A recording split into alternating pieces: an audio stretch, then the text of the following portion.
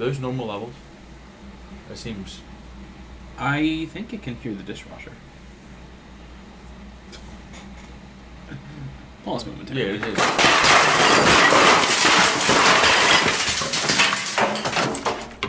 Yeah, okay. That is definitely what that was.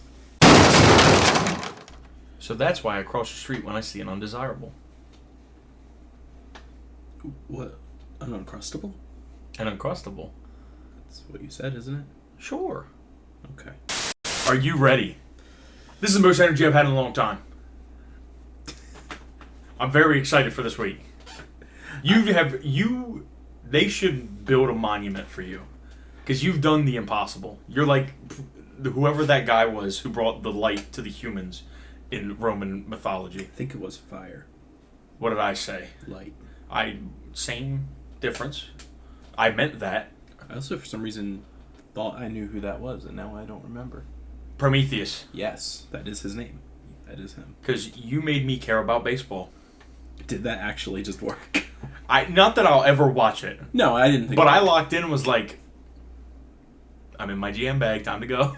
Yeah, my thought process with that was, this is something he would be able to do that's baseball adjacent that doesn't actually require him watching a game or caring about players or anything that like an actual fan might have to do. But it's something he might be able to do.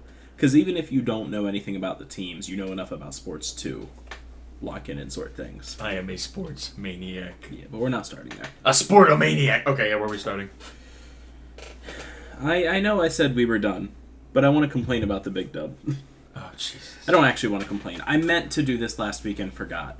WWE signed a deal with ESPN. The PLE's moving to ESPN starting at the beginning of 2026. ESPN has like this direct-to-consumer thing they're doing now, where they've gobbled up a bunch of properties like MLB TV, and I think they've gotten a good chunk of the NFL. Yeah.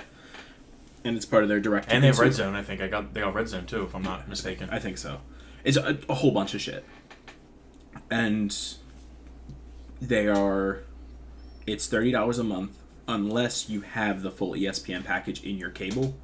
Then you can log in with your cable provider and get it that way. So it's both more expensive or less expensive depending on what you already have. If you already have cable for SmackDown, good chances you have enough to log in to get the PLEs for free. Now, the reason I put it back on here to bring it up today after forgetting to bring it up that last week is because Handbrake turn, surprise, they're actually starting early. Instead of beginning of 2026, they're starting with the WrestlePalooza show that did get announced on September 20th, 1 month in advance. I hope it doesn't sell because they're ticket gouging again. Because that's the thing. When they did Evolution, and they did Evolution with short notice, they dropped the ticket prices. It did really good because a bunch of wrestling fans could go to a last-minute show because the tickets were cheaper. This time, they're still price gouging, which means that less people are probably going to go. But apparently, all of the added PLEs, like the second night of SummerSlam, Evolution, and stuff like that, apparently their deal with Peacock wasn't time-based, it was amount of shows-based. Okay. So, as of Clash in Paris, counting Clash in Paris, they've filled their quota for the contract, so they're just opting out of there and going right to ESPN early, starting with WrestlePalooza. So the rest of the main roster WWE PLEs through the year, and 2026 and on, are going to be on ESPN's direct-to-consumer, whatever. Okay. Now let's talk about something that isn't about WWE, but is about WWE. So Chris Jericho's been in the news lately.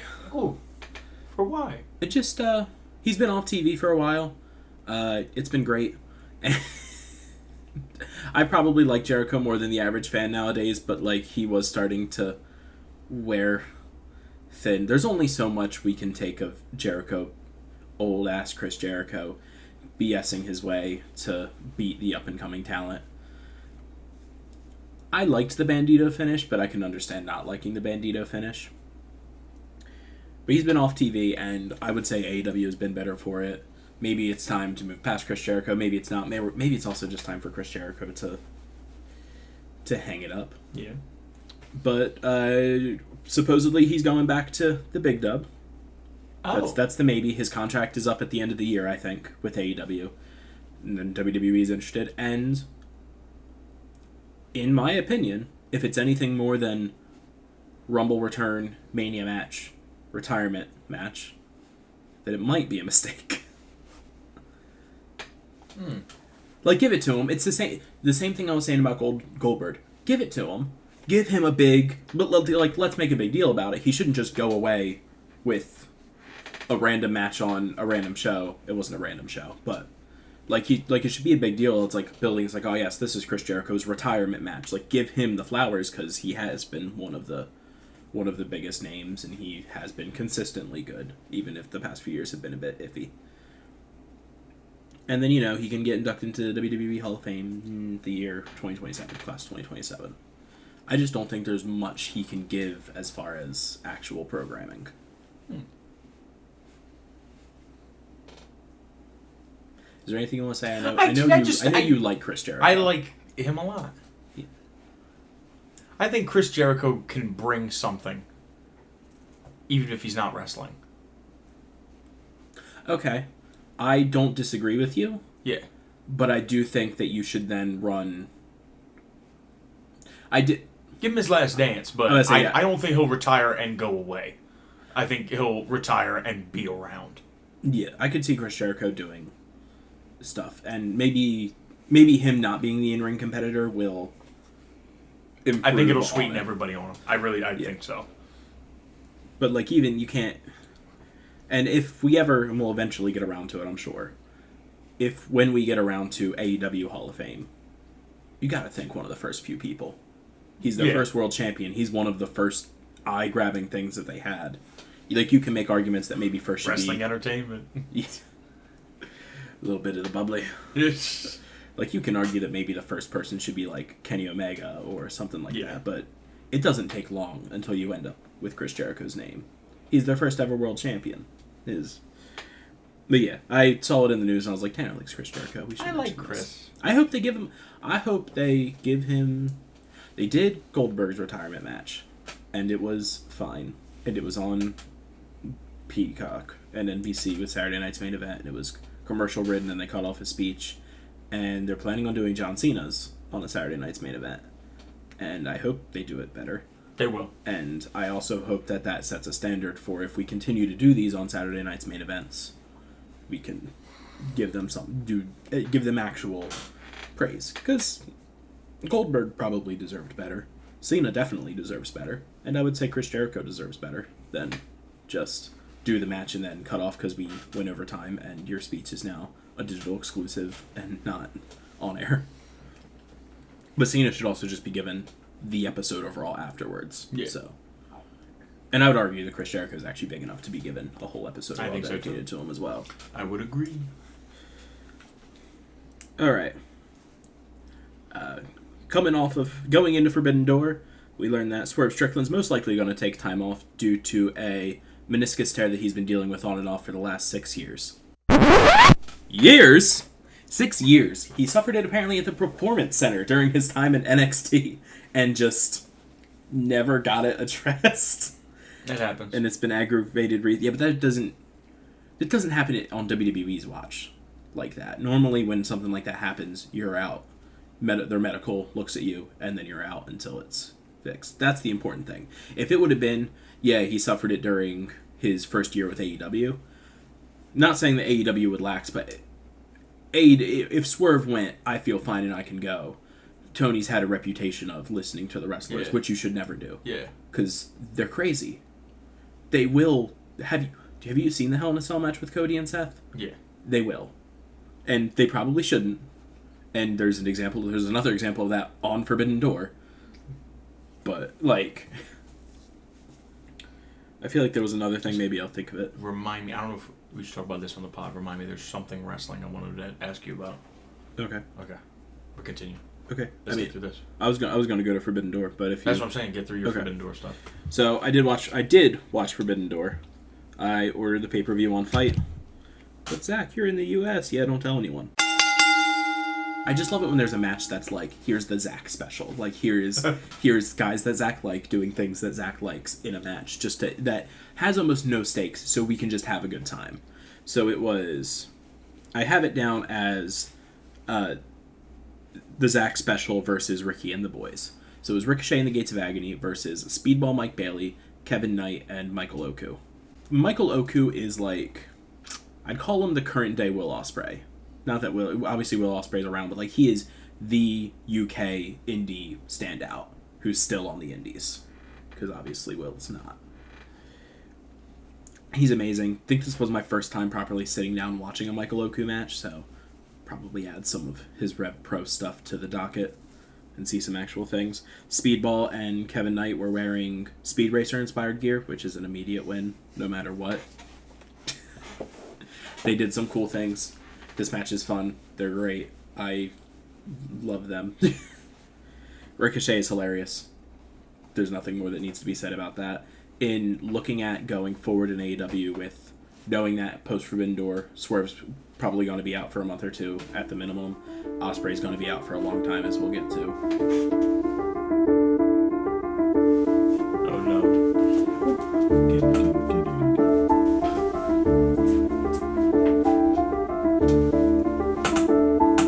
Isn't AEW just great? He's trying to make sex with Bulbasaur. Under the jail. Ow. Degenerate of the year goes to winner. Winter. Gooner of the year goes to winner. I would love to think that with two top main eventers going out on injury at the same time, that we maybe look to some of these guys to fill that spot, if at least temporarily. Okada versus Speedball, Okada versus Kevin Knight, Ricochet versus Hangman. I love that a team wrestling on the 0 hour feels like they have enough sauce to stand in the main event immediately. And that goes down the card. There were other 0 hour matches. They were all pretty fun. I didn't pay too much attention to them. And next we have Edge and Christian versus the Bomb Squad. This is what kicked off the show proper. The entrance aura is insane. The crowd singing Edge's song, the crowd popping hard for Christian, despite them being a little bit over the hill. Luchasaurus is still Killswitch. I'm not sure why. We're happy to have him back. We are ecstatic to have him back. I don't know why he's still called Killswitch. Christian gave him that name in an attempt to bully him. He's not with Christian anymore. Why is he still Killswitch? I thought we would go back to Luchasaurus here. I love Luchasaurus. They wrestled a match.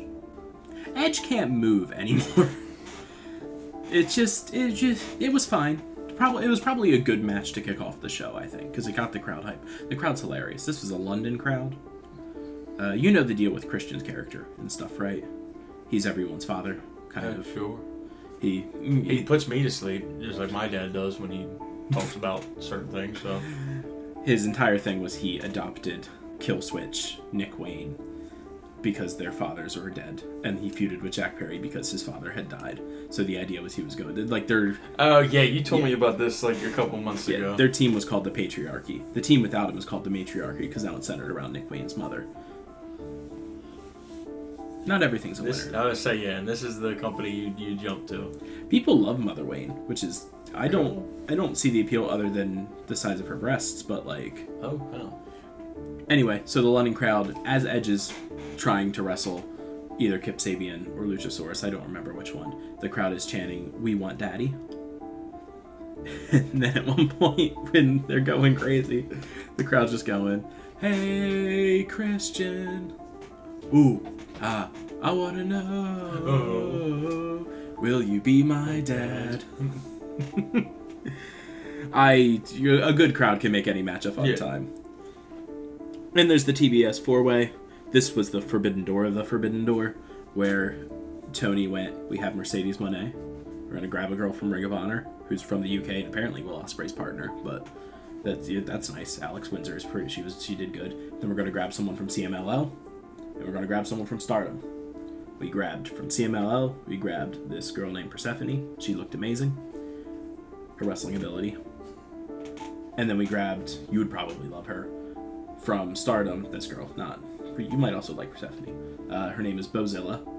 She is everything that WWE thinks Nia Jax is. Tanner goes to his phone. And the only thing I'm going to say, this match was amazing. Tony better get the pens out and lock down these girls, or we will be seeing Stephanie Vaquer versus Bozilla next year. You look up her. I'm going to do it. She's white? Yeah. Hi. Why are you causing a ruckus? You were good all morning. She look, he has a little bit of aura. Hold up. Bro, she's like built like Kurt Angle. Like, what the hell? But she only looks massive in her gear. Like, when I see a regular picture of her, she just looks like a regular person. It's like she hulks out, or she's got like venom.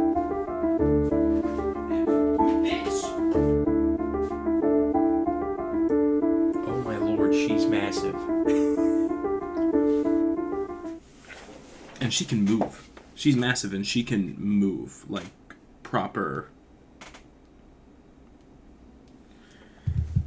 Bozilla, that's crazy. Yeah. She might be under Stardom contract for a little bit of time, so she might be safe, but Tony better get on that shit. Because last year, Stephanie Vaquera wrestled Mercedes Moné, and it was a great match. And within a month, she was signed to WWE. So, he better get the books out. Yeah. Or else they will be on NXT by the end of the year. That's what happens. Hey, that's competition. That's the competition I understand. Yeah. That's the competition where I was like, this is competition. You see someone on the other brand that's a standout that you know will be a star. Oh, and you can get them? You get them. That's nice. And it's not like they're not treating Stephanie Vaquera like a star in WWE. Yeah, So she has feuded with Becky Lynch for the last 4 months. that's Lyra. My bad. Not Stephanie Vaquera. I apologize. Stephanie Vaquera is the one that has, Yes. that had the title shot at Clash in Paris. Yes. I don't know what they're doing with that because Naomi had to vacate the belt, but I like Vaquera. Then we have the British Wet Dream. So this is Zack Sabre Jr. versus Nigel McGuinness for the IWGP World Heavyweight Championship. These are probably the two most technical wrestlers on planet Earth right now, next to Bryan Danielson, who's retired. Bryan Danielson has wrestled both. The matches were great. This match, it was great, but it was weird. I don't know if you would like it, or maybe you would love it. No, we just don't like the same things. I would say, so like, I don't think you would like it, but maybe you would. I don't know. It depends on what you like in wrestling. It's not flashy, but I also don't think I've ever seen two bodies move like that. It's like an artistic. It's like one of those art house movies. Oh, my tiny brain doesn't understand what I just watched. They announced the attendance. Hopefully, Ospreay doesn't get 18,992 tattooed. It's still impressive. It's practically a sellout, if not a sellout. It's the largest wrestling crowd the O2 has ever had. So Trump's anytime WWE's been to the O2. Get fucked. One of the 0 hour matches was a all-star 8-woman tag where Queen Aminata and Thekla started fighting and fought into the backstage. They were still fighting 2 hours later, and they then made their way back out in front of the crowd. This was an excuse for Jamie Hayter to return in her home country, which is, worth it, I think. All the wrestling shows that have a big return feel like they have a stupid setup for it. And that's all the notes that I have. There was 5 big matches left. There's the tag, the Hurt Syndicate versus not Jet Speed, Brodito, which is Bandito and Brody King. You'd probably like Brody King. I know Brody King. You probably also like Bandito. That one I don't know. Okay. He's the one that beat Chris Jericho for the ROH title. And then versus FTR. Okay. This match was good. It's like a lot of Hurt Syndicate matches. Me and the Hurt Syndicate, we don't have issues, but we don't have a good understanding. That's Bobby, Shelton, and MVP, right? Yep. Yeah, Bobby and Shelton are the two that compete. But yes, that's the trio. MVP's the manager thing. Yeah, but you're right. That is the team. That's the Hurt Syndicate. Where outside of their stuff with MJF, their in-ring, their segments with MJF, none of their segments really get me. I don't get it that much. Then they have a match, and I'm almost always just like, okay, because Bobby never impressed me as an in-ring Really? asset. No. He was always. Am I wrong to say that it's the opposite of the major complaint about him? What's the major complaint about? I thought it was that he's like a cardboard box and isn't entertaining, but can wrestle. He can. Bobby's weird. Bobby Lashley's weird because he big. Yeah. And he wrestles like he big. Yeah. But I don't know.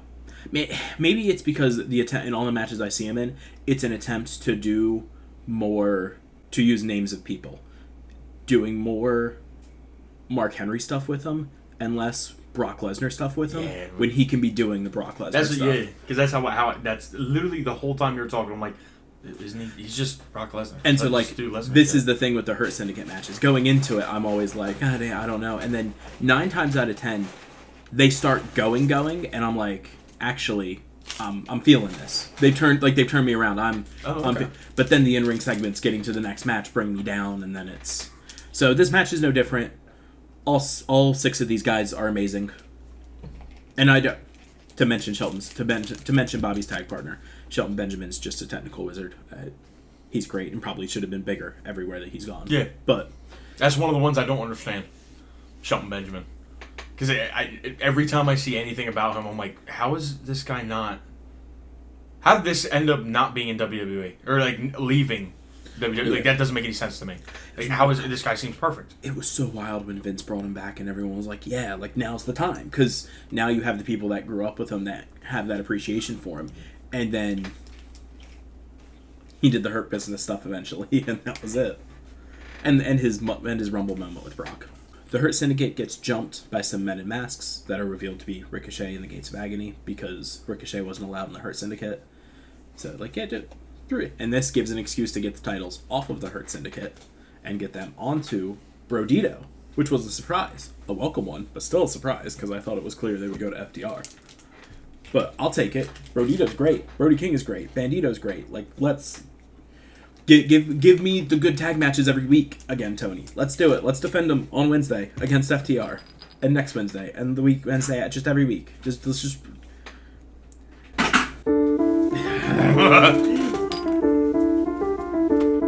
Lock him down.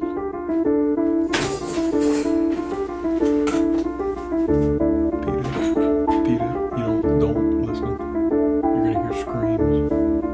Oh no, he's got the machete. He's got a hammer. Oh, he's putting him in a bag. He's slamming him on the ground. Stop it. I hear me back there. Oh, he's coming after me with the hammer. Why don't you retreat to your actual enclosure? Your actual place where you're supposed to retreat to. And not under the TV. He's just like toying with you.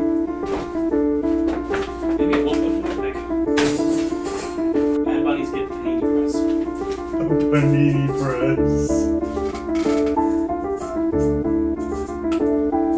He just put him on a live skillet. He's burning.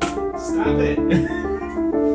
There's no animal abuse happening here. There's too much animal abuse. I don't know if I can call it abuse anymore. We need a new word. In a body bag. And I think we're on to the mains. Yeah. Continental title. Not Continental title. International title. Not the International title either. What's that fucking thing called?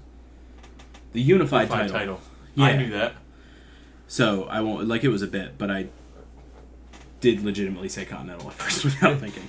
Under the Continental rules, 20 minutes, time limit, no outside interference. Swerve versus Okada. Prince Nana can't stay ringside because no interference allowed. Don Callis can stay ringside because he is a... What did he say? What bullshit excuse did he give? I love Don Callis. He said he was media personnel or a licensed journalist or something like that. So he got to sit in on commentary, so thus he wasn't... I don't think he actually ended up interfering, though. Match was good. Okada retains, I want to say cleanly. I don't think there was interference, I don't remember. And then he attacks afterwards, post-match attack, brutal attack to Swerve's knee. And then Wardlow returns. Huh. Tony, can we do it right this time? Yeah. Because that's one of the big Tony fumbles. I would say, yeah, he was... from the match we went to, I was enamored. And so, yeah, that was during the MJF story of him breaking away from MJF. They did the match at Double or Nothing, and that was marred a little bit by some MJF controversy. But then it was like, okay, like, we're strapping a rocket and we're taking him up, right?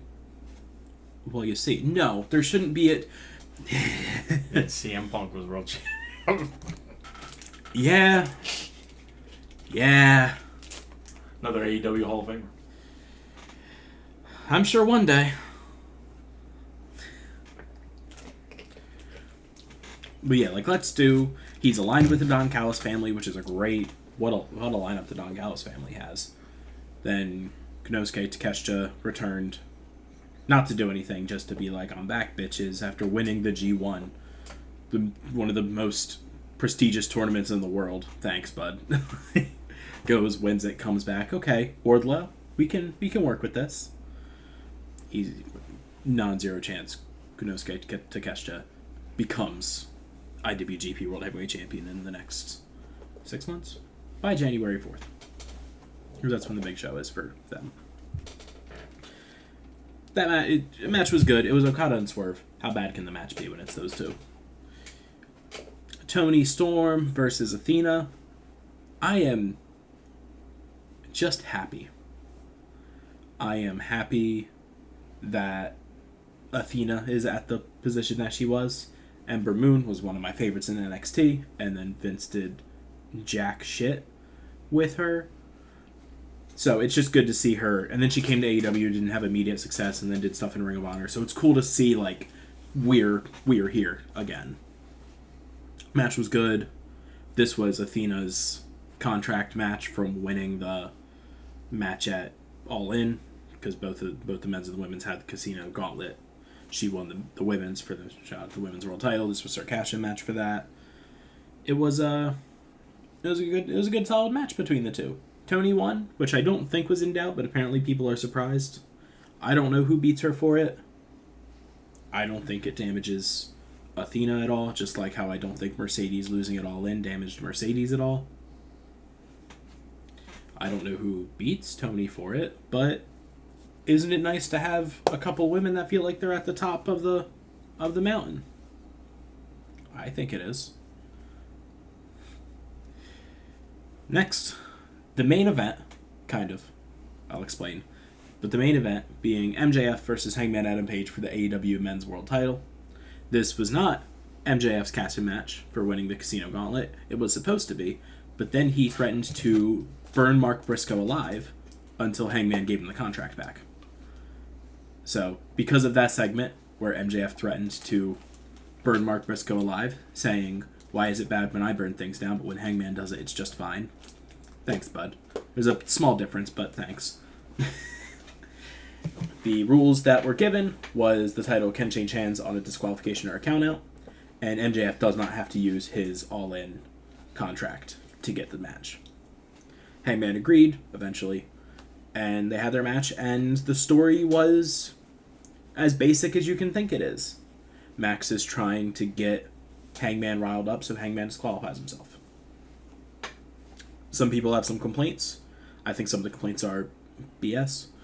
Like someone saying, Hangman put MJF through a table, how's that not a DQ? It's never been a DQ in AEW. You hit someone with the table, it's a DQ. If you put him through a table that's set up, and people do that in WWE too. You go through the announce table all the time. It's just part of it. Then there was a spot where it looked like the ref counted 3, and people were like, he counted 3, that's it. That's no ifs, ands, or buts. And I was like, well, he counted 2 and then he collapsed. That's not counting 3. It's 1, 2, and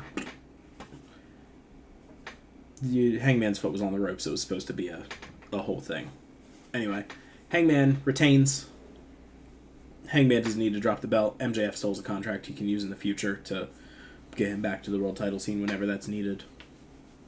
Mark Briscoe interfered. I'm very tepid on Mark Briscoe.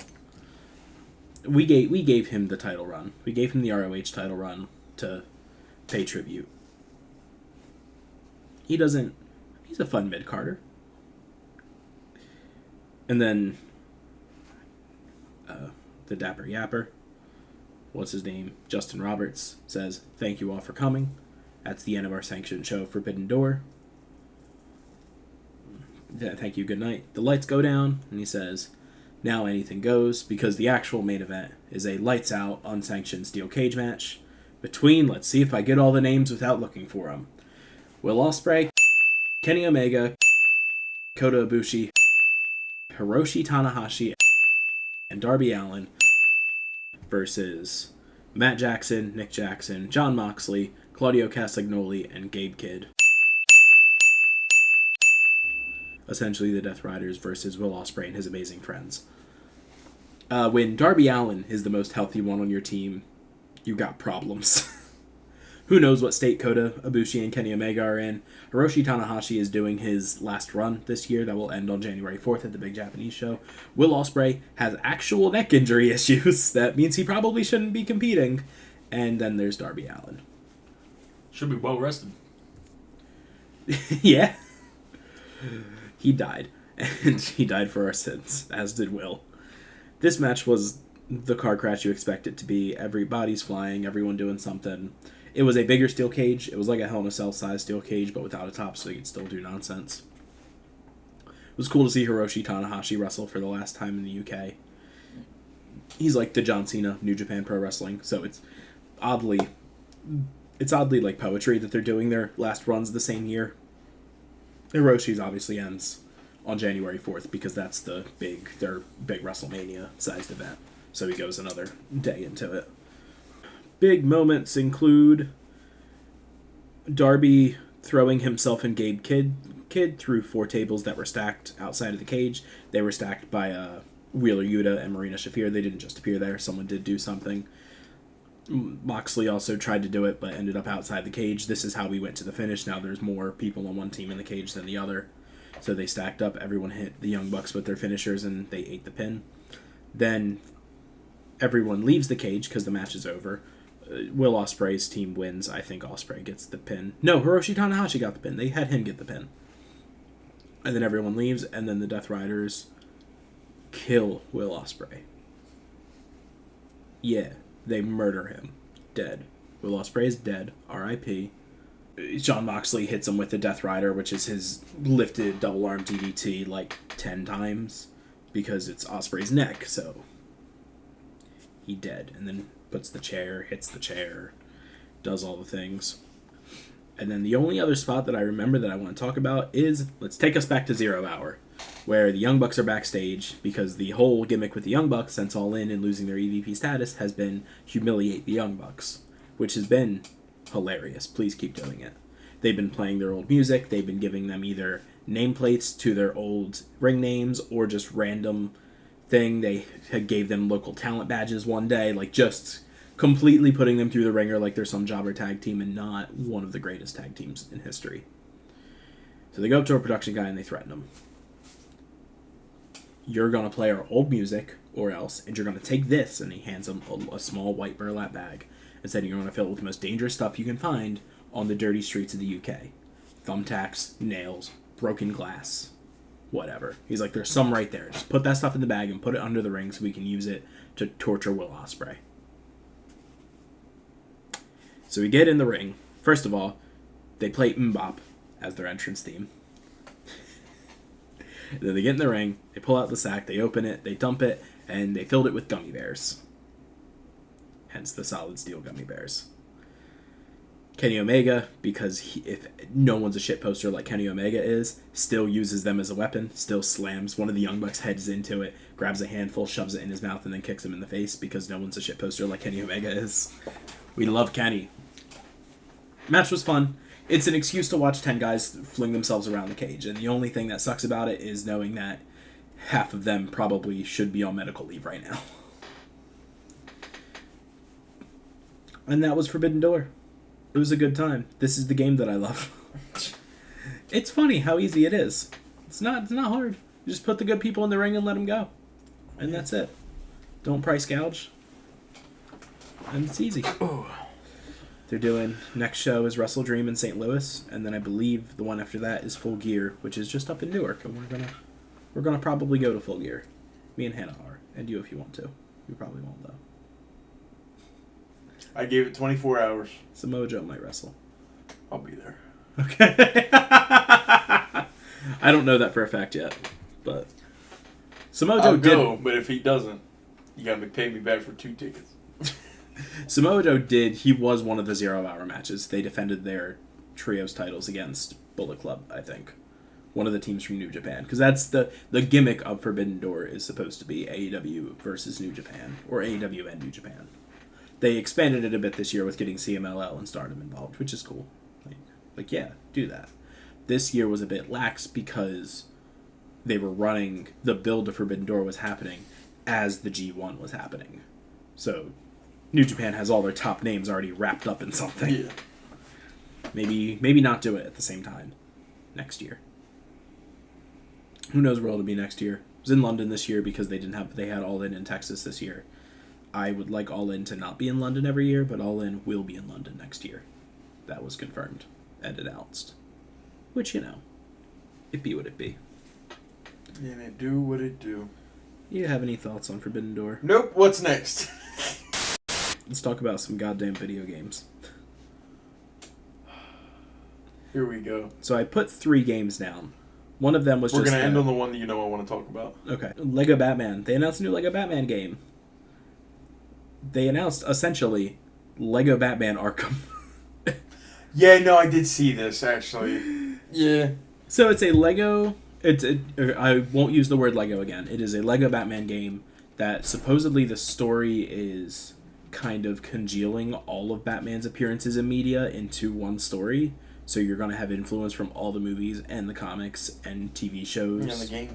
And the games. Apparently there's only 7 playable characters, which is a little weird. But apparently it's going to have Arkham-inspired gameplay, which is... Yes. Yes. I'm not 100% in on this game just because of the departures from Lego games, but, I'm listening. We love Bam-Ham. Yeah, you have my attention, essentially. So, we'll see. I'm definitely into the idea. It's wild that we got another Arkham game from Lego of all people and not from the company that made the Arkham games gave us Suicide Squad Kill the Justice League. That game isn't bad, it just was not supported well. Both can be true. No, that game wasn't bad. That's a sound-ass game. That's a better game than the Guardians of the Galaxy game I played. How dare you? You guys are off a perk, you like that game. Hey, not to say you don't... You can like it, it's a good game, but I don't think Suicide Squad was bad. I think Suicide Squad was actually better. I enjoyed it more. I didn't play Suicide Squad, so I actually don't have... So you're just talking shit, man. Fuck yeah, I'm talking shit. Alright, man, let's move on then, man. What do you mean you guys had to wait for post-content drops to finish the story of the game? Yeah, good point. I said functionally, man. I said functionally. Shit. Yeah. And then we got the full actual... We knew the game was coming, so this isn't a reveal, but we got the actual details for Kirby Airiders. It's still not everything. There's still a lot more we don't know about. I mean, we have because they did the reveal already. They showed, this is happening for the Switch 2. Yeah. But this, they actually gave us the release date. They gave us some of the roster of characters. They gave us some info of the game. It feels like this game is actually happening and not they're planning on it. Yeah, no, this game is... I mean, apparently it's coming out in 3 months, isn't it? Yeah. This game is going to be sick. I will have a Switch 2 probably by then. I plan on getting the bundle of Switch 2 that's with Pokemon. So I can get Pokemon and Airiders. Yeah. And maybe Mario Kart if I get a good deal. I don't know. Yeah, Mario Kart's a banging ass game. I don't care what anybody says, but the best game on Switch is Bonanza. You need to play it. Donkey Kong is officially back. And the fact that he's not in your... I'm not even going to go back to that. I'm not even going to bring that up. That episode hasn't even released yet. I know, and I'm still upset with you. I think that's absolutely crazy, but I love you. And let's talk about Kirby Airiders. So, who's your main? I don't know. Who are we playing? I don't know. I'm sure the first race I'll do Kirby, but I will try to get a non-boring I think answer. I'm Knuckle Joe. Knuckle Joe or Bandana G, bro. I think that's they're speaking to me. There's only one character they could add that I would play over them, and it's the bug that when you eat him, you get the suplex power. Okay. But I want to say his name is Bugsy, but I'm not 100%. But no, because that's the... Or is that Bonkers? Bonkers is the... Bonkers is the hammer. Is the hammer. So I think it is Bugsy. He gives you the suplex power in Superstar Ultra. That would be my main. Also, Chef Kawasaki is a banger. It is Bugsy. It's Bugsy, Buggzzy. Why? Yeah, bang that. Yeah, Bugsy would be my main. But if not, it's Knuckle Joe and Bandana D for me. The suplex ability was so cool. It sucked that in Superstar Ultra it had 0 offense against bosses. Right, it pissed me off so bad. In every other thing it was awesome. awesome. Yes. It was so cool to grab fucking Waddle Dees and eat them. Kirby helped me realize I love Brock Lesnar. All right. Not current Brock, in a video game. Let me look at what the current roster is and see if there was anyone. I know I looked at it. From this list that they've currently revealed, one, can't believe you're not choosing Gooey of all people. I don't like Gooey. Oh, okay. It's like off-brand slime from Dragon Quest. That's fair. I see that. From this list, assuming they had no one else, and I'm assuming there's going to be more. There's going to be more. Chef Kowalski would definitely be. Yeah, Kawasaki, I love him. Love the chef. We love Big Chef. Huh? He just looks happy that he's there. He does. Everyone's going to use copy abilities. That was one of the things they said. I'm very happy with that. I'm excited. I like anything. Obviously, anything Kirby's got me. Locked in a chokehold. Yeah. Kirby Airiders release date. Let's get the actual release date. November 20th, 2025. This year. Yep, a couple months. Yay. And then Pokemon ZA releases in October. I think so. Are you going to be getting that at release, or are you going to be waiting? I don't know when I'm going to buy a Switch 2. I'm pre-ordering the bundle with Pokemon, so that way I can at least save some money. Yeah, I don't know. I don't know what I want. Well, Pokemon... I'm waiting for Smash Brothers, bro. Yeah. Pokemon, obviously, this is going to be up to if you want to deal with the old version, but it is primarily releasing on the first Switch, and then is having a Switch 2 enhanced port. Oh. Well, from what I've heard with how better the newer Pokemon games run on the Switch 2, it's just a good excuse to get. Maybe I might wait a month or two. What I wanted to happen was I wanted them to release a special edition Switch 2 for the Pokemon. Okay. So maybe I'll wait just to make sure they don't reveal a Kirby one. I doubt, if they're not revealing a Pokemon one, I doubt they're revealing a Kirby one. But with my luck, that's what'll happen. Yeah. So anything about Lego Batman or Kirby Airiders or any video game adjacent news? No. Kirby Airiders is really cool, and I think it's going to be very, very good. Hell yeah. Hell yeah. Have you seen any movies lately? Yes, I have seen a movie recently. I'm very excited to talk about it. This is very natural conversation and not premeditated. I'm not railroading. How dare you say such things? Did you watch it last night or this morning? I watched it 4 hours ago. There you go. I love the idea that you get up early in the morning and you just exist until you come here somehow. I can't sleep in anymore because of my job, so I'm just up. What's funny is that recently I haven't been sleeping in either. I've just been doing stuff around the apartment until you get here. And the one day I was thinking I wonder why he doesn't try to come here earlier. Sometimes he still doesn't get here until 1. Because that's what you told me. Yeah, it's fine. It's cool. So the movie's sweeping the nation. Yeah. Tanner's not going to like it. No! That's not what I'm saying. I can tell by his... Stop! You're not even letting me spit my opinion. Just listen to him. What? Because we haven't even gotten to the meat and potatoes yet. Alright, so we're talking about K-pop Demon Hunters. Yes, we are. That is the movie that I watched this morning. Yes, I watched it multiple times in the past couple of weeks. I don't know how many times over how many weeks, but it has had more than one viewing. Now, why is that? Because I like it. And also, I have kids. Okay, that makes sense to me. Yeah. At least 2 of those viewings, and I think only 2, maybe I put it on the background for a third time, was me independently. The number is probably closer to 12, but that is because it is one of the only things that the kids want to watch nowadays. Huh. So, yeah. So I turned it on.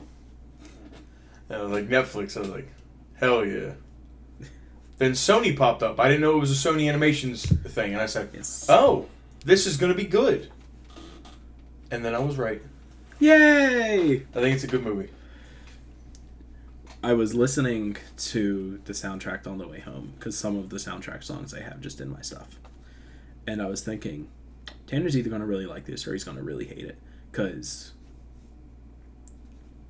what's the word? Infamously, you don't really like musicals. It's the best Disney movie I've ever seen. I don't disagree with what you I said. would say I hate music driving a plot. You know, it's like one of my least favorite things a movie can do. I think I deal with it in this movie because they're musicians. Because it feels almost like it kind of makes sense. Yeah. All that being said, every song in this movie is a bop. Yes. And the music is very good. And it's music that I could see myself just listening to. Yeah. When I watch a Disney movie, it's like I'm not listening to any of this shit outside of this movie. The only Disney movies that ever made me feel that way were probably Coco. There was the song at the end. Man, I'm like, I could listen to this. And then most of Encanto. Encanto was a banger. With Disney movies, normally I'll have like a day or two where I have an earworm and I want to listen to just Disney stuff. But I agree with you, I don't have Disney songs thrown into my playlists. It's not a thing that I do. Golden, banger. I love Golden. I do have Your Idol just thrown into my one driving playlists. I wasn't the boys songs. I wasn't that into. I don't like those as much. It's mainly the girls, especially the duet, the love song. I'm like, oh my god, I actually am in love with this song. I was listening to it. I was like fighting the urge to pick up my phone and find it and put it on my playlist. So I was like, I need to pay attention, but. All this being said, I think it's a good movie. It might be one of the most predictable movies of all time. Yeah. And I think that's why I don't like it, I think, as much as everybody else. Because not only it was like predictable, like I knew where it was going. I knew what it was going to do. It didn't subvert my expectations at all. And then the only gripe I have with the movie, because I think the movie actually is really good. Like I think it 8.5, maybe even a 9. Rumi, her last decision in the movie kind of comes out of nowhere. Like she goes, meets her mom. They have that little, which I think was good. I don't have a problem with that. And then she just ends up at the final scene and she's made this decision that she's gonna, like, I feel like I missed one scene. Like I feel like I fell asleep for like 30 seconds where she had this like moment of like, I'm gonna love myself for myself. But I kind of get where she says that in that argument, but she kind of just pops up and just takes over. I'm like, but it was fine. But that's my only gripe, and I think that's a me thing. I don't think everybody should have that problem. But I was just like, this kind of feels like you just made this decision. I do actually have a gripe with the plot. That's not that. Oh, what is yours? I still don't understand why her voice all of a sudden works.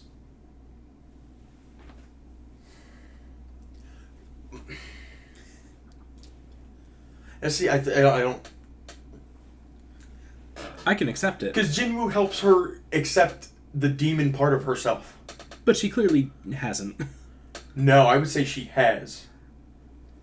She then is even more ashamed later on in the plot, like almost directly afterwards when she won't show it to her friends. I don't know if it says she's ashamed to be a demon, but she's just scared of the reaction. And I think there's a difference there. Because there's things about myself that I'm not really ashamed of, but I'm scared to show people. Like, I'm not, like, I'm a little scared to be super into Godzilla, like the way I am. But I'm not ashamed of it, because if somebody were to find out, I'm not going to not stand on it. But I'm kind of scared of, like, some people's reactions and whatever. So I kind of get that point, but I also, I understand what you're saying. I can see that if you don't buy into that, I can understand that. Yeah, but I think a lot of that comes from that they say the way that you can play with this in different ways. I don't take it away from the movie and I can move past it. It's such a minor thing, and like if her voice stays bad, we don't get her singing, which is something that the movie needs to have because plot. So, but the way that it's handled, I don't love just the ever since we started talking, I can sing again. We are lampshading this issue, got it. Because your final act doesn't work if she's not super shameful about being a demon. Because the patterns grow when she's shameful about it, specifically. Yeah, I guess. And obviously they grow to be supersized at the end when she's undressed in front of everyone. I don't know. I think the movie's good. Oh yeah, absolutely. I love this movie. If you like this movie, Mitchell's versus the Machines is one of the greatest I know animated about movies this. I've ever seen. I know about this movie. That movie is at peak. That movie is so good. Yeah, I remember when they released that movie, they talked about how the creators of Spider-Verse were releasing another movie, and it's going on Netflix, and it's Mitchell versus the Machines. So good. So. Movie is peak. I love that movie. But yeah, now Netflix announced that they're doing more, which is obviously what you do when a movie is successful nowadays. I don't know if it'll be the same team or what, because Sony sold everything when they distributed the movie to Netflix. They sold everything. So Sony's not obligated to jump on to make another one. They will. Even if Netflix wants to. They will. So. But like, yeah, Netflix also wanted to do a live action one at first and then canceled it when everyone was like, promptly fuck off. Yeah, don't do that shit. Because everyone saw through it blatantly. Yeah. It was just like, you want a live action version of these two groups to tour. You don't actually want a better story. And Netflix is like, fine, we'll just do more animated ones. Thank you. That's all we want. Yeah. Is there a single song? Is there a standout song that you don't like all that much in the movie? Soda Pop. Same. But I feel like that's the point.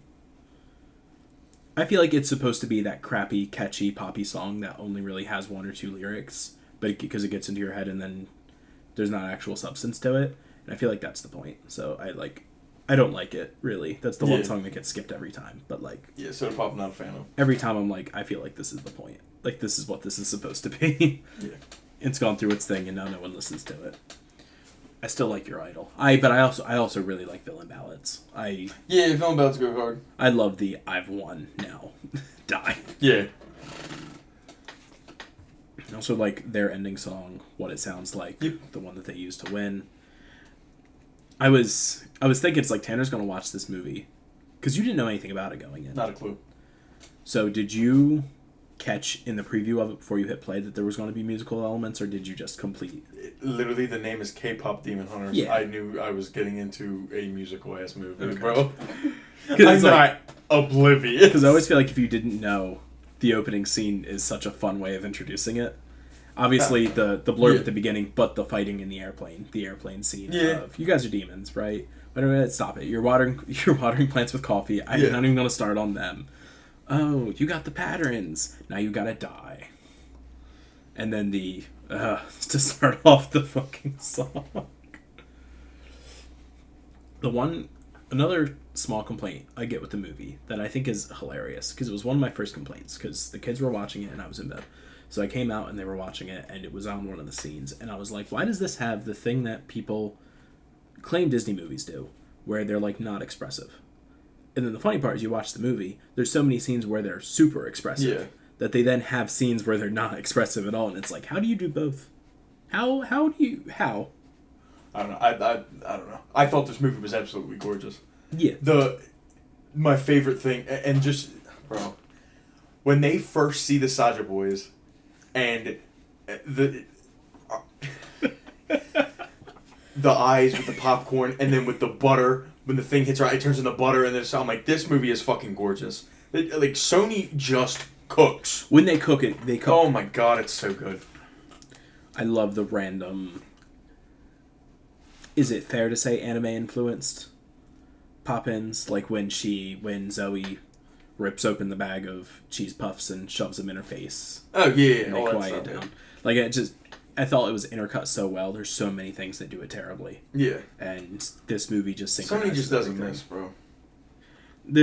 I would say this is another Spider-Verse thing where they just mixed a bunch of stuff and they mixed it so perfectly that it seamlessly moves across. Yeah. And the story is good, predictable. Sure, I don't disagree with that. Once you know she's a demon, it's easy to see where this plot is going. Yeah.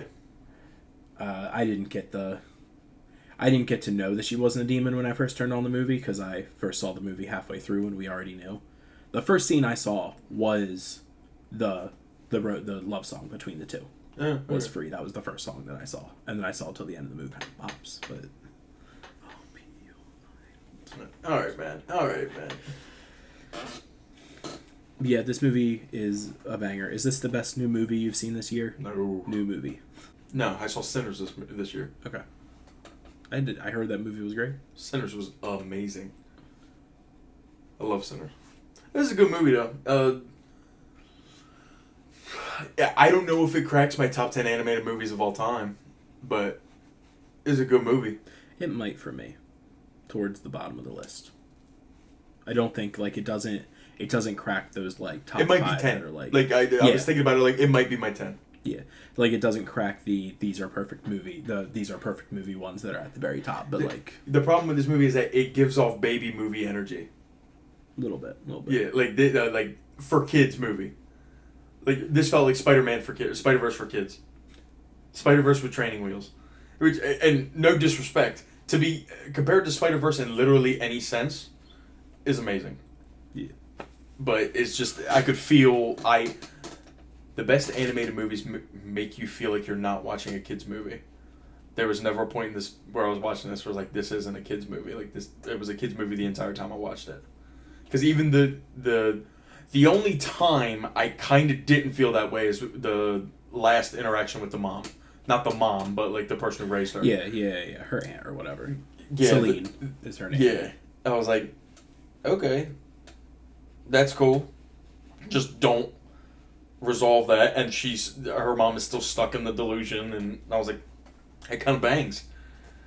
I was like, that was a good scene. I wish we would have done this more. What? I didn't think about how topical that would have been for you.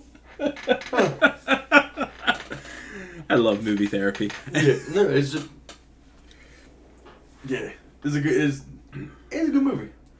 8.5, I think is nice as I'm willing to be. I might give it a 9, but to be a movie like this and get an 8.5 out of me is a fucking that's a lot. I'm not complaining about hearing an 8.5. That's a good score. I liked it more than Superman. Okay. But yeah, it was good. If it wasn't an animated movie, I don't know if I would have brought it up to you last week. But like you had said last week, you're like an animated movie guy. Am the so animated it was like, movie I feel guy. like you should have watched this by this point. Yeah. I do be driving to your idol. Sometimes I... Hey, you get off of this shit, man. No, I do How It's Done.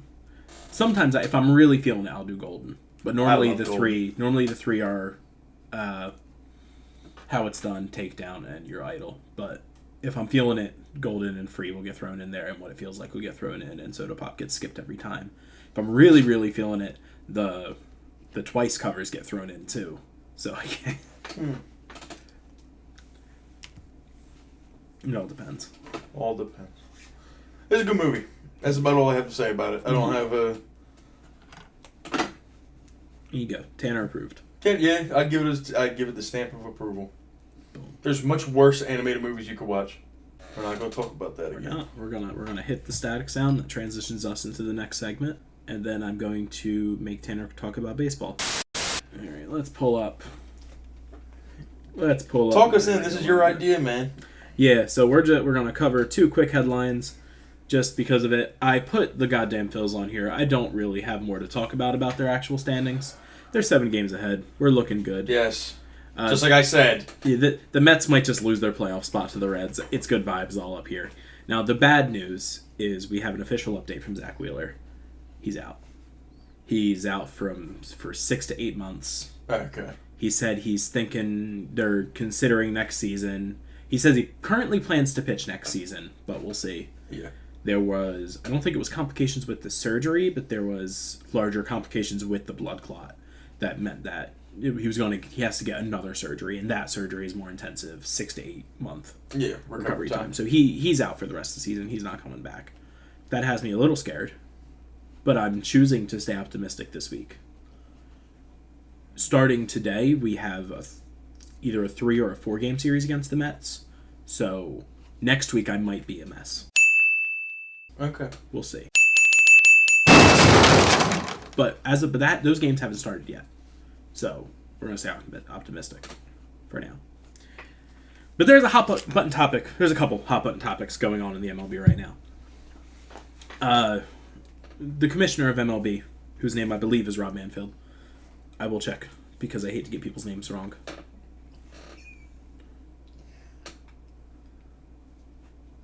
That's right, Rob Manfred. There you go. I was close. I had the right name, just added another vowel.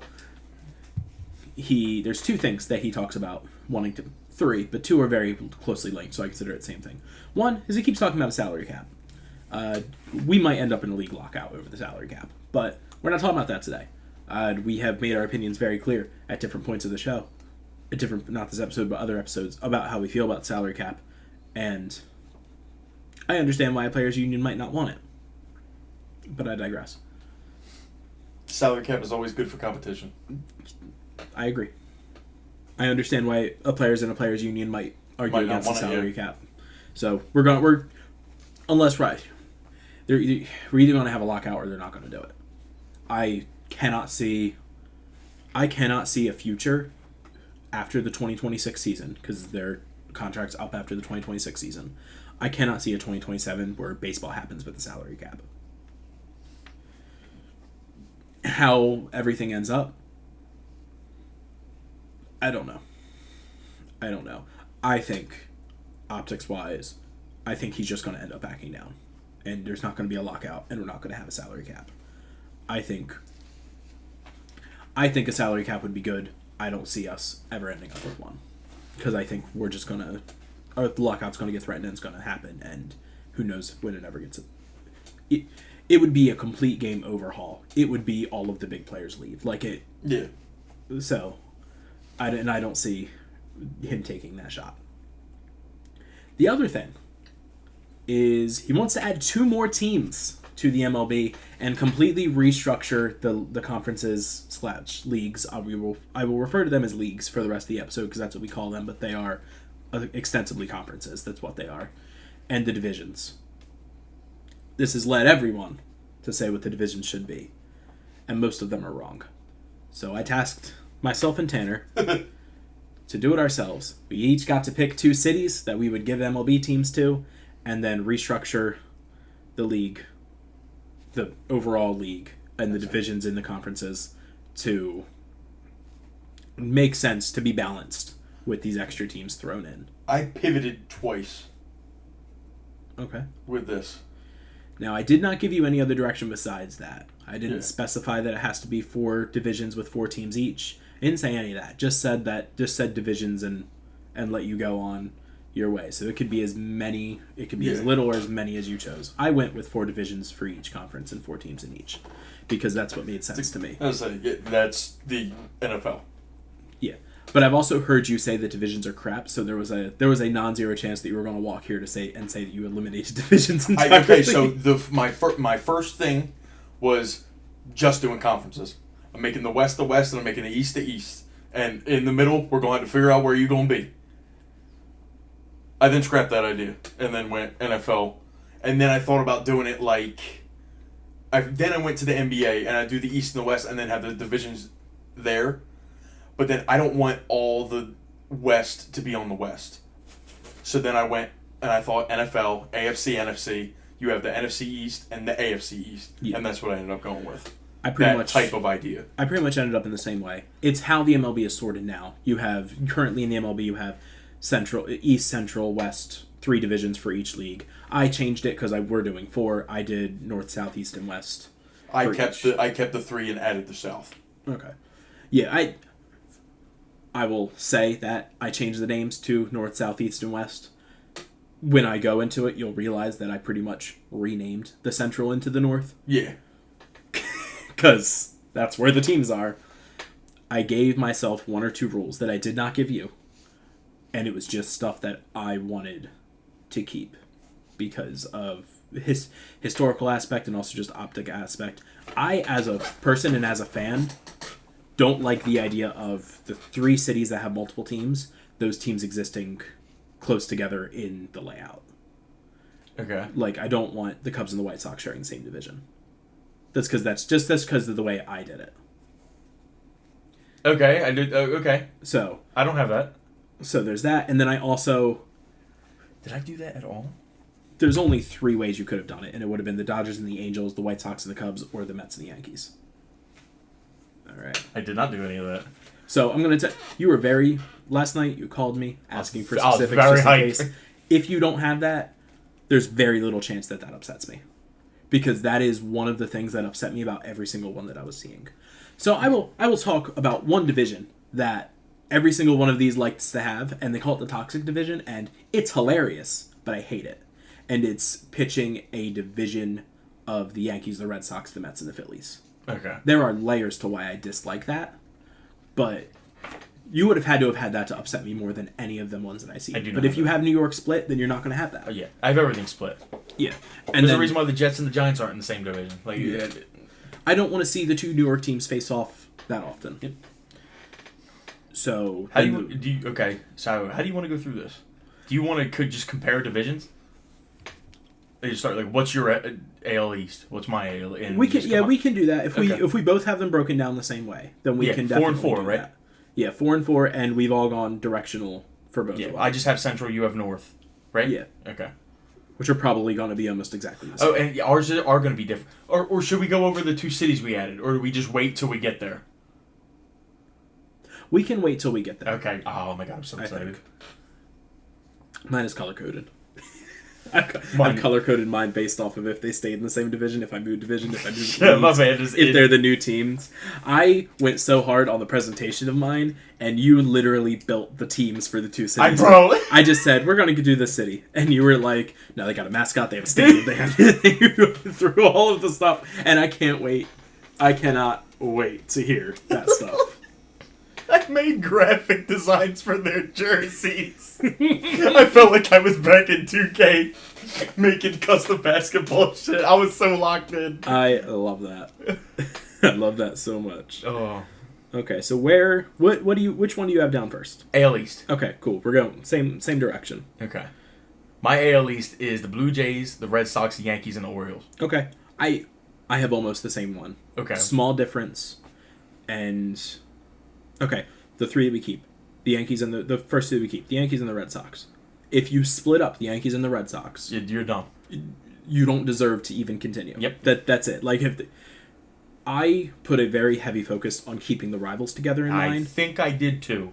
And I'm hoping I did. I could be a lapse of my knowledge that I don't know. Yes. But I'm pretty sure I did. But like even with the lapse of your knowledge, you know that one. Yes.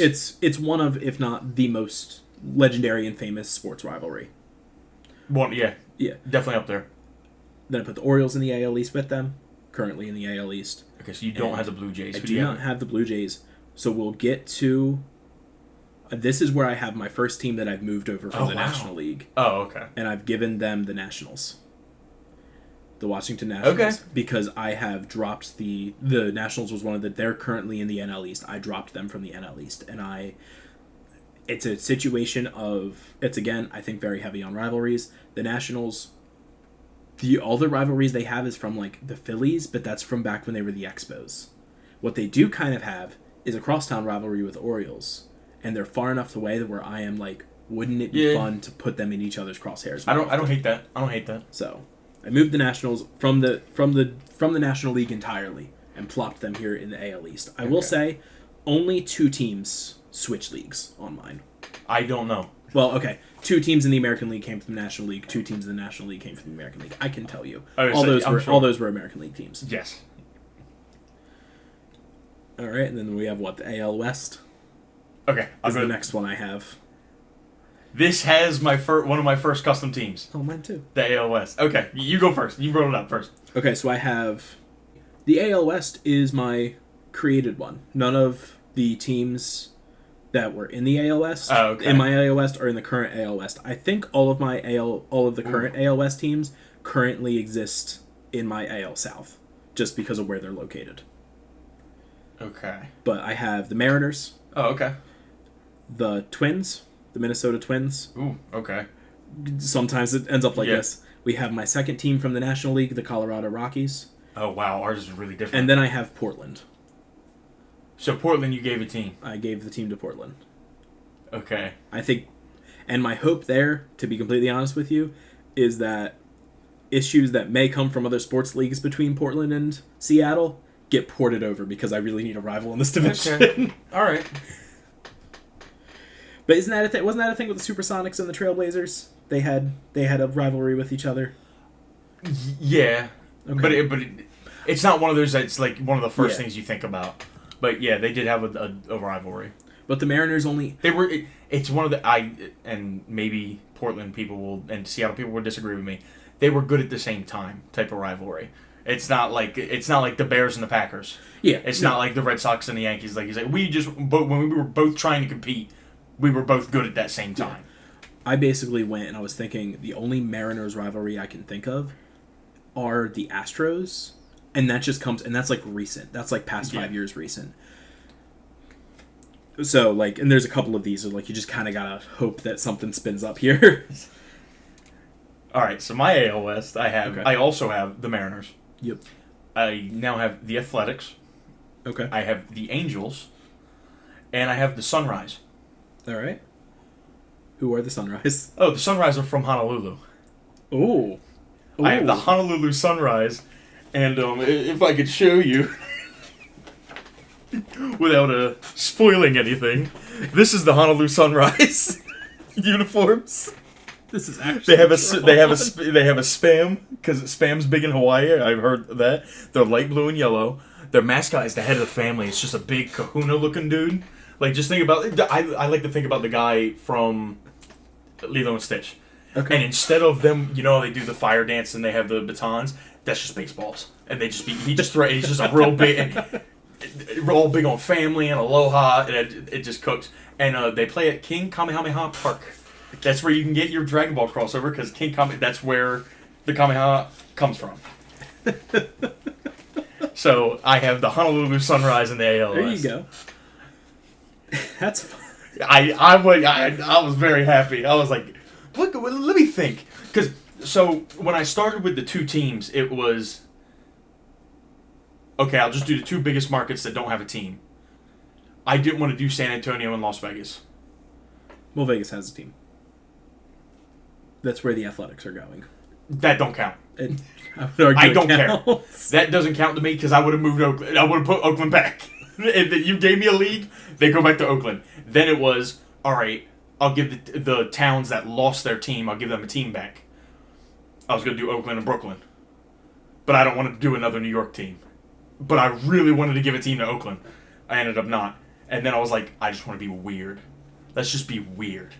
And the other team you'll see is also very weird. I think Honolulu is fun. My two teams comes from... This was my basic idea with this was, I'm very insider, almost. I know what's probably coming, and I know rivalry. I know all this other stuff. I wanted you to be out there. I wanted to go, Tanner's just going to be weird, and it's going to be a cool difference between the two. It's going to be cool to contrast the two from it. Mine are, both of my cities, Portland and the other choice, are like in the top 5 possible cities that they're going to go to. I'm sure. All right. You want to just go to the NL East?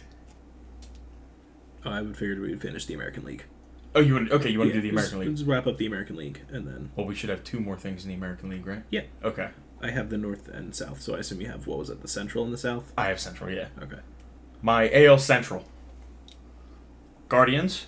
Yep. Tigers. Uh-huh. White Sox. Yeah. Twins. Okay. You have the Twins somewhere else, so... So I have the Guardians, the White Sox, the Tigers, and the Blue Jays. Okay. That's where I put the Blue Jays, because they're right up there with them. Yeah. That's probably the Central, and I put Central in quotes because I rename it to the North, on both of them, are practically unchanged, just the team dropped from them, because if you look at a map and you look at them, it's like a dozen teams that are like right there. Yeah. So the Twins end up in my West. Someone has to end up in the West. That's just how can't all be there. I think that's the case on the other side too. Oh, you're gonna knock out my other custom team. Both of mine went to the American League. Oh no, my other one went to the National League. And then we would have the South would be the next. Go ahead. Okay, so this is where I have the Angels and the Athletics. Wow, okay. Because they are both Southern California, and that's just kind of how this ends up. Oh, okay. Yeah. Well, I guess Athletics are Vegas, but... And then I have the Texas Rangers. Okay. And then this is where... I have the Rangers Rangers in my AL South. Okay. And then this is where we did... And then I have the Kansas City Royals. The Royals and the Rockies, I had to decide which went to the West and which went to the South. Literally the same thing. Yeah, it was mine went to the National instead of American. My Rockies and Royals, they just swapped. Yeah. So there's an example of Royals going over to the National League. But, like, it just had to... That was the decision I ended up making. It's not always going to be clean. Yeah. I have the Rockies, the Rangers, the Astros, and my other creative team, I have the Aztecs. And we're going to Mexico City. Okay. And Mexico City is fire. So, Mexico City is so cool. Mexico City Aztecs, their mascot is Quetzal. It's just a little cartoony Quetzalcoatl. Because we love the Aztecs, right?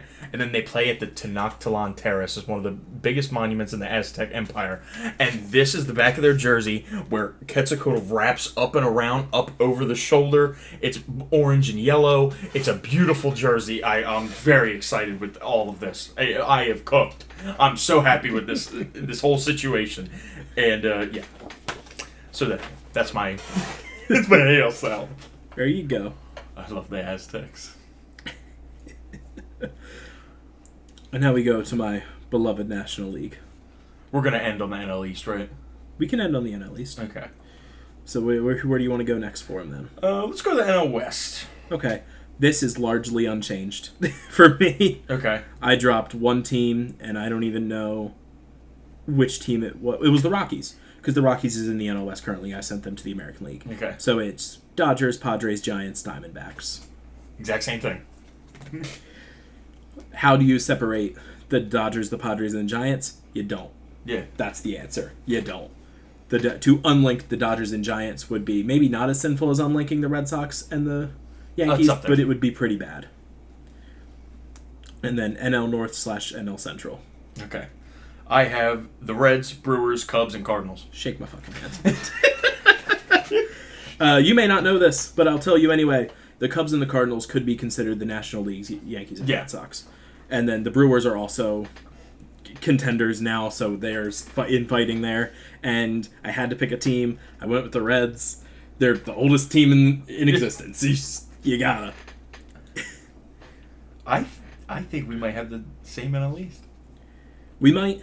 I know we're not going to have the same NL South because one of them is my new teams, and one of them is a team that you've already said. Yeah, that's the Rockies. But the Royals got swapped. I think two of these might legitimately be the same for the NL South. They should be. So I'm excited to hear that. So let's do NL South. Okay, you want me to go? Yeah. I have the Rays. Yep. The Marlins. Yeah. The Royals and the Okay. Braves. Okay. So I have the Rays and the Marlins. Yep. Taking the Rays from the American League, dropping the Marlins from the NL East. I don't hate either of these teams. They have like nothing. And it's so weird to be like, oh yes, I split the two Texas teams up because they were too close, and the Astros were originally, fun fact, Astros is my third team in this league. Oh. It's the Rays, the Marlins, the Astros, and then the new team that I'll get to. The Astros were originally a National League team, and they sent them to the American League to balance stuff out. So we're bringing them back to balance stuff out. And the Marlins kind of have rivalries with people in the NL East, but not really. They've only been around for 20 years, fun fact. And the Rays, they say they have a rivalry with the Yankees. They currently play at their spring training field, though, so I don't know how deep that rivalry actually goes. So maybe we just put them in the same division and let them fight out. Hope that closeness can get something from them. That is if you don't move the Rays to Orlando first. And then my new team is Charlotte. Oh, okay. Give Charlotte, North Carolina a team. They're a heavy favorite to get a team. And yeah, I think they work for an NL South team. The Rays and the Marlins were like, I assume these will both be in there because where else do you put them? And again, hopefully them against each other you get some fun out of it. I love that none of my teams are in the continental USA. That makes my day. It's fun. It's something. I don't think it would go terrible. I don't know how a Honolulu team would work out. I think a Mexico City team might have some trouble the first couple years, but I think it would get turned around. I think you'd end up with something hot there. So, and then we have my beloved, the NL East. Which I think this should be the same. Nope. There's at least one difference. Okay. There's going to be 3 teams that are the same. Yeah. That I Then where did you put them? I like hearing about that the team that I added is going to be in yours because you didn't say them yet. But you did just say a team that I have in the NL East, so I know that it's not the same. Okay. Oh, okay. Never mind. I remember. Okay, so we do have one team different. Yeah, there's going to be Okay. there's going to be one difference. So do you want to go? Do I want to go? You go. Okay. So I have the Phillies, the Mets, the Braves, and the Pirates. Bringing the Pirates back. Hopefully, I think that rivalry with the Phillies could reignite proper if they're in the same division again. And maybe it's because I'm me, and I will hear that it's because I'm me, but I don't have to care. It's my list. Okay. Breaking up the Phillies, Mets, Braves 3-way, I don't agree with. The first one I did was the AL East, and because I knew I had to keep the Red Sox and the Yankees together. The next one I do was the NL East, and I was like, I need the Pirates with the Mets and the Phillies. That's all I wanted, and I did. Not that I didn't care about the Braves, but that's just how it ended up. And then who do you have? Who's your fourth there? Nationals. Oh, okay, that's right. Okay, because I put the Nationals over in the AL East. If the Nationals cared, maybe. Yeah. The Nationals always feel like they're going to be something, and then they were once, and maybe they'll never be again. Yeah, the Braves are as important to that Mets and Phillies rivalry as the Mets and the Phillies are. You just don't see that now because the Braves suck currently. But go back 3 years to 2022 during the postseason. The Mets were the team that was bad, and the main focus was on the Braves and the Phillies. That's how that 3-way works. I see a lot of people add Charlotte and be like, well, Charlotte's more north than the Braves, therefore the Braves have to go in the South. I don't see why that has to happen. No, it doesn't. But I would say the Cowboys have been in the NFC East, and obviously all of the NFC and AFC South are more East. It's just making an exception to preserve stuff is fine. So, but I think adding the Pirates back over is great because the Pirates and the Phillies used to be a heated rivalry and then stopped because they moved the Pirates to the Central. So bringing them back I think is great. Does it stop them from being a poverty team? You're gonna have to ask the owner. yeah. That asshole. But yeah, this was. See, I didn't hate it. I think Honolulu and Mexico City are cool choices. Yes, they are. I have Charlotte and Portland. Other shout outs. Were there any other cities that you considered? San Antonio. Yeah, I hear a lot about San Antonio and Austin. I was going to do the San Antonio Dirty Creeks. And then, did I have anything else? Thought about putting a team back in. Where were the Nationals? Montreal. I thought about going back to Montreal. Obviously, Oakland. Oakland is the one that I want every sports league in America to have a team in Oakland. And I thought about Brooklyn. I don't think it was as soon as I got to the, all right, let's be weird, that I was locked in on. Hawaii came to me at the end because I was like, I'm trying to get one in the East and one in the, I was trying to put on both coasts. I'm like, East Coast is lame because where am I going? You pick Charlotte, which is I think fine, but there's depending on what you consider East Coast, there's 2 or 3 options, and I would argue that one of them shouldn't be an option. Because the favorites are Charlotte, Nashville, and Orlando, and I would argue Orlando should not be an option for a new team. Now, if you want to talk about maybe moving a team that is having trouble in its city to Orlando, I think the Rays could make a jump and be good. Tampa Bay is not being helpful to their baseball team currently. Yeah. But Nashville is one that was talked about. I thought about Nashville, but in the end I ended the same. I went to add 1 to the East and 1 to the West, and I for some reason, me and the Pacific Northwest, I get romantic about, and I don't know why. So putting a team in Portland just sounds fun to me. Montreal, love the idea of giving them baseball back. I was telling you about, maybe we'll dig into this one day, my pitch of just adding a whole third conference and a whole 15 teams. Montreal and Oakland are both on that list. Yeah, got to. Not? Yeah. I agree with you. Brooklyn's got a lot of history, so it'd be fun to add a team there, but I feel like we've been through enough with having New York in this league. And then you have to have 2 New York teams in the same league. Yeah, but I don't hate that. Yeah. I like having cities the Knicks and the Nets are in the same league, so. Yeah, are they in the same division? I want to say they are, but I'm not 100% on And that. that doesn't get boring? No. Okay. The Knicks are always bad, and they're also the New York team. The only way it gets boring is if the secondary New York team is always bad. That's why the White Sox suck. The secondary team in that city is always bad. But if your main team in that city is dog shit, but the secondary team is good, it's nice. Aren't the Nets not good right now? They're fine. I don't know. I love that they're the Brooklyn Nets and not the New York Nets. Yeah, I don't love it. I miss the New Jersey Nets. I was going to say, I don't love it as much as when they were the New Jersey Nets. New Jersey Nets were fire.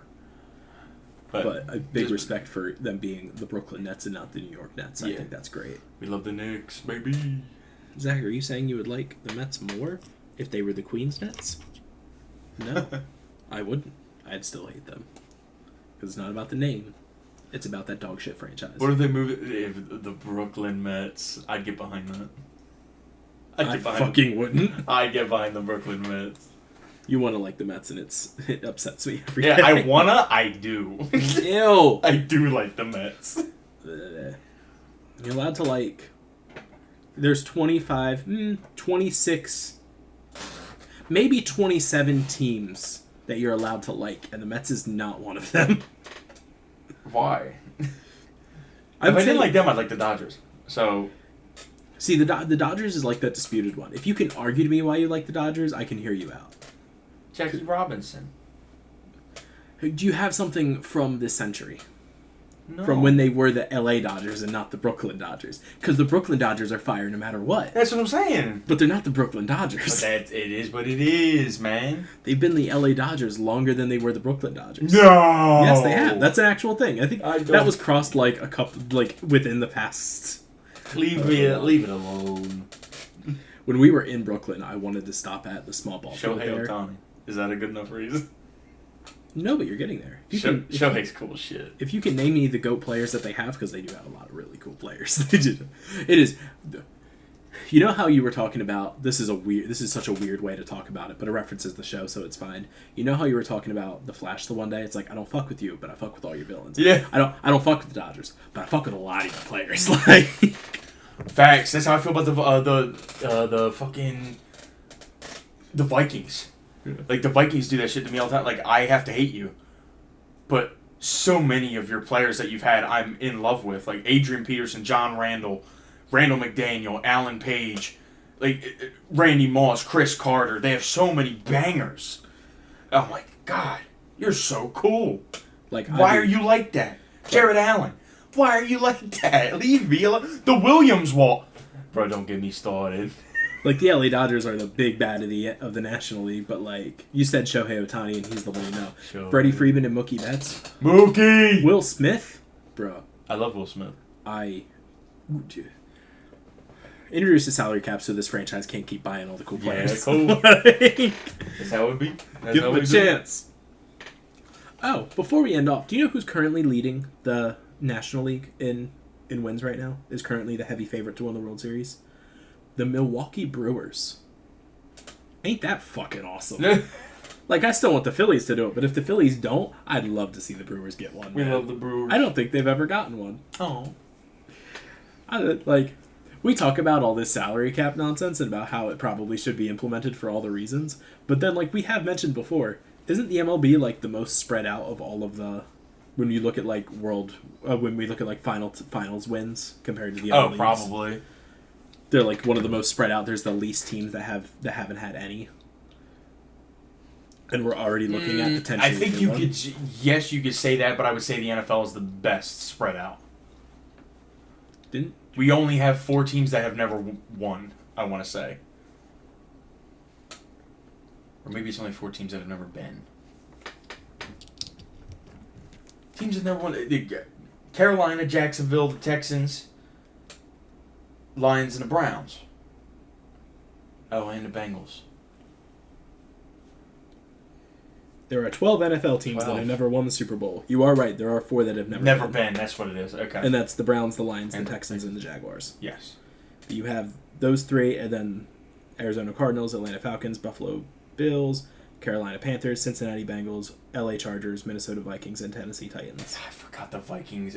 Oh, and the Bills. Oh my gosh, there's so many teams. Haven't the Bills been like a lot too? The Bills. We talked about this. The Bills went 4 in a row in the 90s and lost all 4. All to the NFC East. Yeah, we talked about if they lose to the Eagles, they've lost to each one. To every single one. And then the Vikings, I think, have been to like 5. Or maybe it's just 4. They've been to 4 and they've lost all 4. There are 5 MLB teams that have not won a World Series. Okay. And there is 1 team that has never appeared. And the 5 are the... Wait, so it's 6 then. Because they're not listed as... Okay. So there's 6 teams. The Brewers, the Padres, the Rays, the Rock. Yeah, I would still say the Rockies, NFL is better. the Rangers, the Mariners. The Yankees have 29 or 26, right?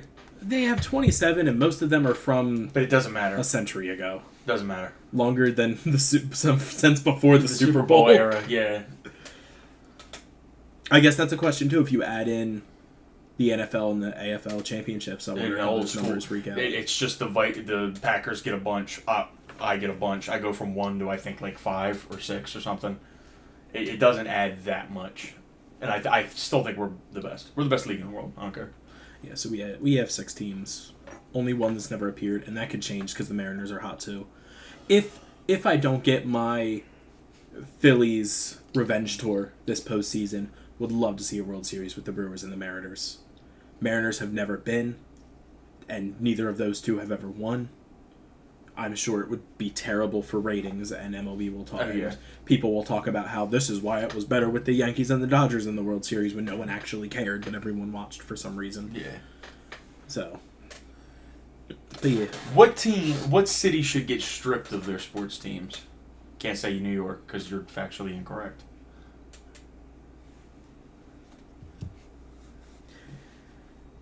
I'm going to give you one that isn't Tampa Bay, because I already said Tampa Bay earlier, in a different context. They lose all of them, by the way. Okay. So, like, if I say Chicago, they lose both, not just the White Sox. They lose everything. Okay. I got it. So, not going to do Chicago or LA. I already said Tampa, so I'm not going to say Tampa again.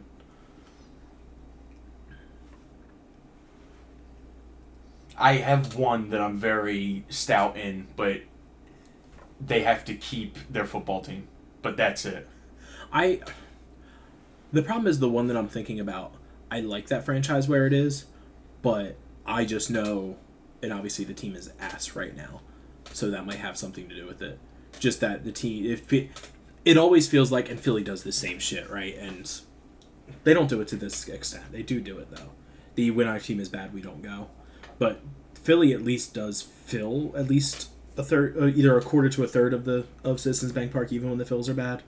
Now, I'd like to say they did more when they were bad, because I would like to say that we just like our team and not just when they're good. But, like, the Rockies, no one goes ever right now when they're bad. And, like, that sucks. I would love to say that. But I also really like the Rockies in Colorado. So it's... Utah's an answer. Why do they have the Jazz? I would say, you mean in general? Yeah. My answer is Cleveland, but they have to keep the Browns. No. Yes. Do you hate a basketball team there? Cavs can move. The Cavs were nothing before LeBron James, and they'll be nothing afterwards. I'm thinking about why you hate it. I really like the Guardians there. They love their baseball team. You already changed from the Indians to the Guardians. Go ahead and go somewhere else then. We love who we used to be. Let it be dead, go somewhere else. We want to wallow in misery with the Browns, and that's what you should do when you're in Cleveland. Because who's going to vacation in Cleveland? You shut your whore mouth. You don't know what that is. That's a reference. The joke is I vacationed in Cleveland last year.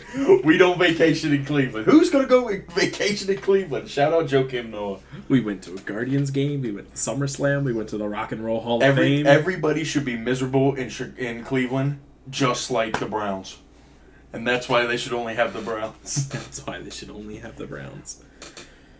Or you take all of the other Cleveland teams and move them to Columbia. Columbia? Or Columbus, my bad. Move them to Columbus or put everything in Cincinnati. I think moving them all to Columbus would give Columbus all 4 Big 4 sports teams. Because they have a hockey team already. Yeah. So you'd give them the other 3, but if you move them all to Columbus. Well, they don't have a football team.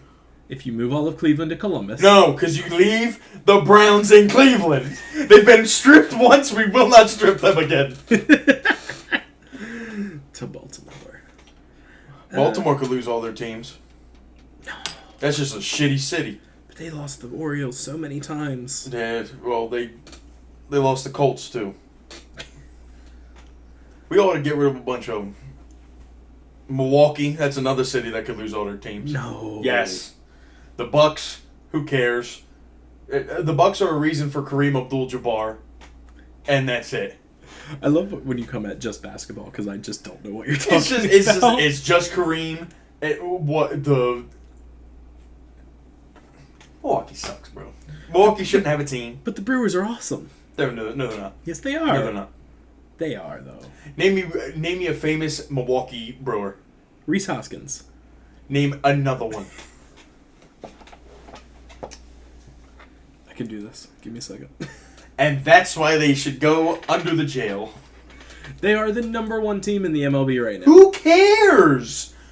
Jacksonville Jaguars were the best team in the league one year. Who cares? Yeah, but if they win the World Series, then it matters. No, it doesn't. Yes, it does. Bro, speaking from teams that only have one championship, no, it doesn't matter. You had a blip in history. It doesn't matter. You suck.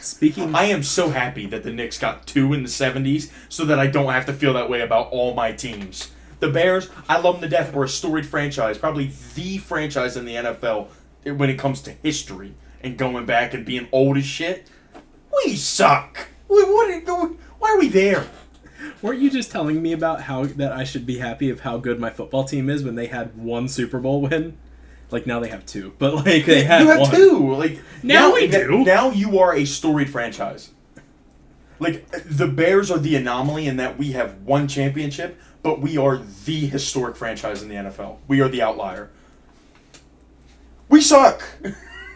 Like, we deserve to get our team ripped away from us. I'd do it to Chicago, but I can't stand to see the Cubs anywhere else. I think we should just make the White Sox like a volleyball team. I could be the new WNBA team. Oh, please, yeah. Now we have the Sky. I was going to say, I'm pretty sure they have one. Yeah, the Chicago Sky. Alright, we're going to wrap this shit up. Yeah. We just hit an hour. Is there anybody else we want to talk shit about? Any other cities? I disagree with you with Tampa Bay, but I just can't see the Buccaneers anywhere else. I thought we were talking... See, I misunderstood the prompt a little bit. Okay, so what, you thought just baseball? Oh, yeah, or like a specific... I thought you were... I didn't realize you were talking about, like, all pro teams. Oh, yeah. I thought you were just... I thought the disclaimer was, like, if I move to the White Sox from Chicago, I have to move the Cubs, too. And not all the teams. Because I agree. I think the Bucks and the Lightning are fine in Tampa Bay. I think the Rays are... I don't think that... Are the Rays great? No. We beat them in the World Series in 2008, and I get to live off that for my entire life. To say that Tampa Bay deserves the Rays, I think, is crazy. Because here's the thing. You want to talk about deserving teams? We can talk about how Raymond James Stadium is. It sounds like it gets kept up. We keep up on it. The Buccaneers do a good job there. Fucking Tropicana Field is like the bane of all of the MLB things. And then it got hurricane damaged. The Rays had already been trying to negotiate a new stadium deal, working with the Yankees to play at their spring training facility so that way they could have extended time. And Tampa Bay went, why the fuck do you want a new stadium? No, we're repairing this one. And they're like, this is the opportunity to have a good... They have the worst stadium in the MLB. Like, it is an undisputed sort of... The only competition to having the worst was the Oakland Coliseum in Oakland, which, 1, they don't play at anymore, and 2, at least then you can say it's old as shit. Like, you can't say that about Tropicana Field. I almost, just because you said Oakland, I almost put a team in Oakland, just called them the Oakland Seas and made them the Challengers. What's funny is there is a team there called the Oakland Bees, too. Yeah, I say, because I thought about it, but then I'm like, Seas, that might be a Crips and Bloods issue. I would put them in blue. The Oakland A+.